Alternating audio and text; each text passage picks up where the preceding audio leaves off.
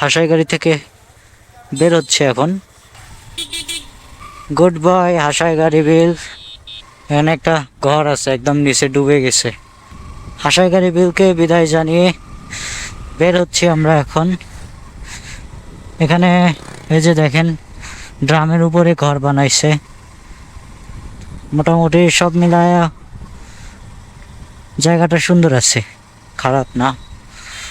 তবে এখানে অনেকগুলো ছেলে বন্ধু একসাথে আসে, গোসল করলে আরো সুন্দর ফিল হবে।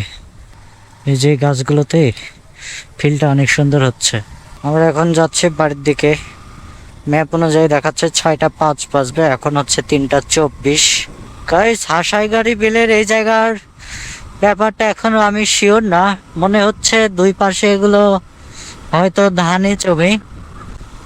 তো ধানি জমিতে হচ্ছে এখন বর্ষাকাল, যেহেতু জায়গাগুলো একটু নিচা টাইপের, তো অনেক পানি জমার কারণে এরকম নদী হয়ে গেছে।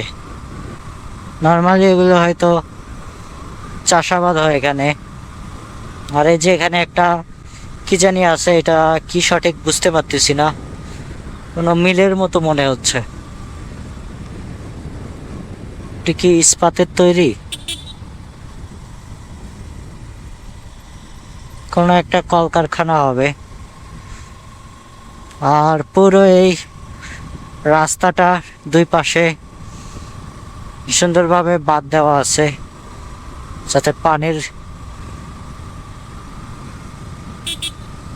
মানুষ ছবি তুলতেছে, সুন্দরভাবে বাঁধ দেওয়া আছে যাতে পানির আঁচড় খেয়ে কোনো সমস্যা না হয় রাস্তায়। তবে এটা আমাদের জন্য পর্যটন এলাকা হলেও